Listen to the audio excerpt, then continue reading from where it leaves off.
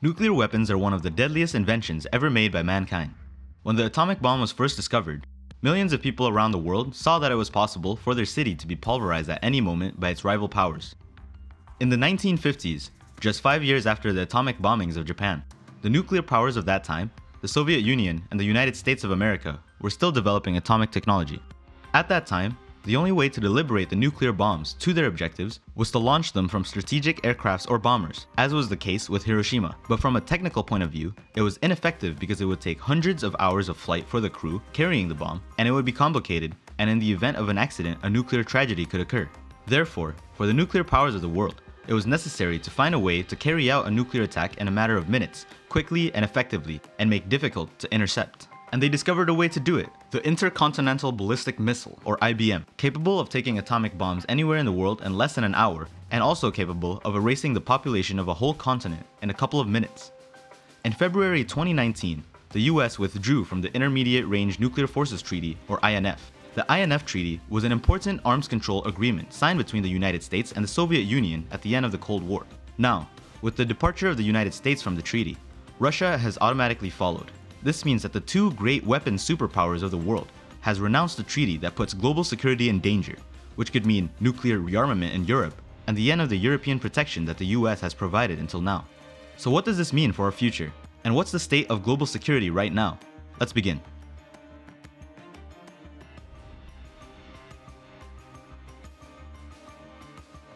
Who were the first to go to space? I know you think you know. The Soviets? Well, no, not exactly.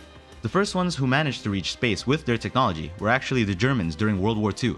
That is, while the war was raging in Europe, Hitler wanted to develop a system of attack that would evade the anti-aerial systems of the Allies and allow them to attack London and other objectives much easier. So, German scientists developed the V2, the first long-range combat ballistic missile. Hitler was not impressed by the V2, believing it to be expensive and inefficient. Still, he supported the research, which ultimately consumed tremendous Nazi resources. An A4 V2 rocket launched from the island off the Baltic coast of Germany became the first object known to man to reach space, and it traveled 189 kilometers. This marked the day that humanity touched space for the first time. After this, Nazi Germany would use several of these projectiles to attack London, causing a death toll of more than 3,000 as a result of these missiles. After the end of World War II, Allied governments, including the Americans, British, and Soviets, gained access to the technical designs of the V2 and the scientists responsible for creating the rockets. With so much knowledge and engineers no longer belonging to the Nazis, the German V2 rockets of that time became the precursors of modern rockets and missiles, including those built by the space programs of the US and the Soviet Union during the space race and later the Cold War. The dynamics of missiles and rockets were game-changing. While the Allies gained access to the technology, the Soviets were the first to put an object into space, the planet's first artificial satellite, the Sputnik. This alarmed the US so immensely that they considered the launching of the Sputnik into space as a threat to their own national security. This was one of the main motivating factors of the US to launch itself into the space race, and with it, the development of modern-day rockets and missiles. Little by little, the technology of the missiles was developed and perfected. The atomic bombs were reduced in size, and the possibility of miniaturizing them became a reality. Now, it was not only possible to carry just one warhead or atomic bomb on a missile, but it was also possible to carry 10 on a single missile. The efficiency of the ballistic missile had no precedent or point of comparison when it was first realized. Typically, an airplane or an air defense system could shoot down a bomber, whereas, for example, an IBM took off from the Earth at supersonic speeds, it reached space at an orbital speed of several thousands of kilometers per hour, and then it could return back to Earth, hitting its target in a matter of minutes. Tracing and destroying an incoming nuclear warhead or missile is a difficult task, if not impossible. We are talking about an object that travels thousands of kilometers per hour, falling from the sky the size of a small car, and we only have a few minutes to respond. This is the case of intercontinental ballistic missiles that can travel for more than 10,000 kilometers. These can take off from any point on Earth, say the United States, fly over the atmosphere, crossing the Pacific Ocean and impact North Korea in less than 35 minutes, giving hardly any time to react. That is why the US was very afraid of North Korea's nuclear and ballistic development. If North Korea managed to develop a technology for its nuclear warheads to reach the US, Washington would have a great difficulty in intercepting an attack from Pyongyang. The closer the target is, the easier, faster, and fulminating the hit will be. It would be more difficult to protect yourself from a nuclear attack in case the missiles are a few tens or hundreds of kilometers away. This situation is exactly what happened during the Cuban Missile Crisis of 1962, where the Soviet Union transferred several ballistic miles with nuclear capacity to Cuba a few kilometers from Florida and in Miami. This was a response to the missiles that the US had arranged in Turkey, encircling the Soviet Union and threatening a nuclear attack to Moscow in just a few hundred kilometers. This missile crisis almost brought the world to a brief and ephemeral Third World War that would have destroyed our civilization. During most of the Cold War era, ballistic systems were a deterrent for other states to know about nuclear capabilities in the face of a given situation. The Cold War saw the exponential increase in atomic weapons and intercontinental missiles of all types, sizes, and modalities. For a moment, humanity possessed more than 100,000 atomic weapons, and 95% of them were owned by the Soviet Union and the United States. All it took to destroy Washington, D.C. and Moscow was a touch of a hypothetical red button and a few minutes. Based on the same logic, the Tenz's scenario is actually found in Europe, where the Iron Curtain rose and Europe was divided between Central and Eastern Europe dominated by the Warsaw Pact, and then Western Europe dominated by NATO. Beyond the imminent danger of a Soviet offensive that preoccupied European governments, the imminent danger was the medium-range ballistic missiles that the Soviets and Westerners possessed. This type of missile can target targets from 500 to 5,000 kilometers away.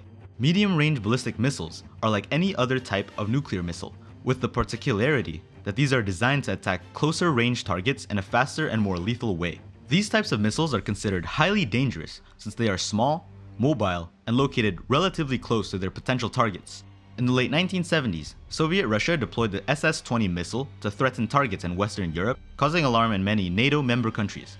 The SS-20 missile, or as the Westerners called it, the SS Satan, could carry a very powerful thermonuclear head of between 15 to 20 megatons, or 10 atomic heads of 2 megatons each. With only one of these missiles, Russia could devastate Paris, Madrid, Barcelona, Rome, Berlin, London, Warsaw, Athens, Brussels, and Amsterdam in less than 25 minutes from its missile installations in its enclave located in Kaliningrad, in the heart of the European Union.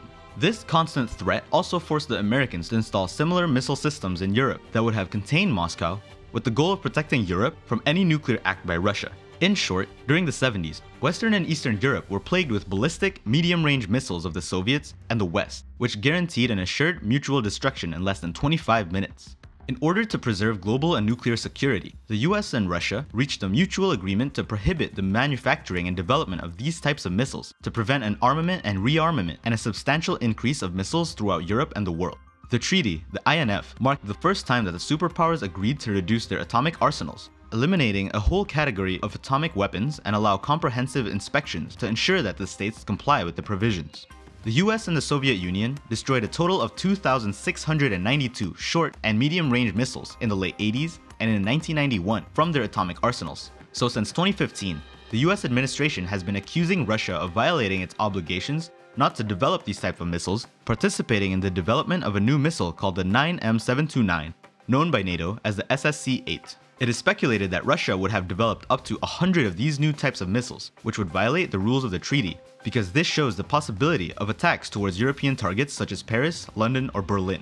Recently, Russia and its president proudly presented to the world a new missile, the Avangard, a hypersonic missile that travels 27 times the speed of sound and that, according to the Kremlin, would be invincible and impossible to intercept, and therefore would render the US anti-missile defense useless. These types of trials and statements by Moscow have done nothing more than confirm to Washington that the real intentions of the Kremlin are not those set forth in the treaty. Therefore, after accusatory statements from both sides, the US, led by President Trump, announced that they would withdraw from the treaty due to Russia's lack of seriousness and commitment. As soon as one day passed, the Russian Federation followed in the footsteps of the US, canceling its participation in the treaty. The big losers and those who have the most fear for this decision are the Europeans, since the abandonment of Russia and the US gives the legal possibility of Russia to develop new tactical ballistic missiles which are far more modern, capable, and effective in order to hit European cities. The president of France announced that the withdrawal of the US is a mistake because those who will pay the consequences for the withdrawal will not be the United States, a country thousands of kilometers from Russia and with highly advanced defense systems. Those who will pay for the consequences will be the Europeans, who will be defenseless before the nuclear development of the new missiles that Russia will develop. The European states, always depending generally on the protection of NATO, mainly provided by the US, now have another great disappointment on the part of their great ally, which shows evidence of lack of commitment and cooperation with their European partners. The US has left Europe at the mercy of Russia and its new missiles. In response, the United States, France, and the United Kingdom, the only 3 nuclear powers of NATO, could restart the development, research, and production of new ballistic missiles capable of dealing with the new missiles developed by Moscow, especially in the case of France, which has all its nuclear warheads in its armada and atomic submarines. France has already dismantled its nuclear silos on land, just to prevent the French territory from being attacked in the event of a nuclear war. But in view of that situation, the French army could consider developing new medium-range ballistic missiles and positions within French territory to dissuade Russia from attacking Paris. The decision of the United States, above all of Trump, to suspend and begin the process of withdrawal of the INF Treaty raises the possibility of a new nuclear arms race without any limits. The entire system that regulates and protects arms control treaties is collapsing at a time when tensions between Russia and the West are increasing steadily. The disappearance of the INF would be a worrisome sign of 2021, which is the crucial date on which the START Treaty expires, an agreement between Russia and the United States that establishes limits for long-range strategic missiles. In short, the missiles that can reach any part of the globe. The withdrawal of the US and Russia from the INF Treaty will throw the world into a new nuclear arms race and could put much more stress on the situation in Europe and even in the Asia-Pacific region with countries like North Korea that will see the cancellation of the treaty as motivation to continue testing their missiles without repercussions. If we don't take the correct political steps, we could find ourselves again in a situation similar to the missile crisis very soon, and this time with a much more real risk given the number of countries with nuclear weapons. So I pass the question off to you. What do you think about the withdrawal of the US and Russia from the treaty? Do you think that Russia was violating the treaty with the tests of its new hypersonic missiles and provoking the United States? Do you think that the current missile system should be regulated or deregulated? I hope you liked this video, and don't forget to check our other channels in Spanish and French and the link in the description. See you next time.